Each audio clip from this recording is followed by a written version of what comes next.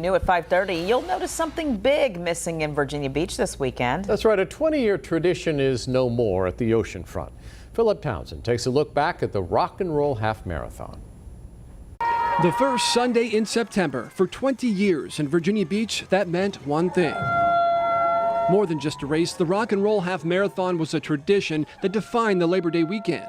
A way to cap off the summer with an energetic bang. Exercise, music at every mile, a rare combination of racing and partying that changed the running scene.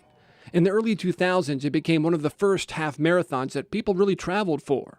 But after 2 decades at the Oceanfront, this will be the first weekend, outside of COVID, without the beloved event. It starts your time. Looking back at the first race in 2001, there was a lot of excitement surrounding the event. Organizers saw a lot of potential early on. We put on races in 70 cities, and I can assure you this is the best city as far as cooperation, positive attitude. That potential grew into a full-fledged destination event for people all over the world. Exposure for world-class athletes that our beach town may not have gotten otherwise. But that also ended up being part of the problem.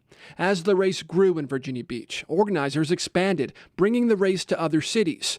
And that meant more competition, and here at home, a hit to attendance. It was time for us to move on. The city may not have the party anymore, but it can own the legacy, helping to popularize the 13.1-mile race 2 decades ago. 20 years. That is a pretty good run. For 13 News Now, I'm Philip Townsend. All right, there are still 11 Rock and Roll Half Marathon events in the U.S., including one in Washington, D.C. next March.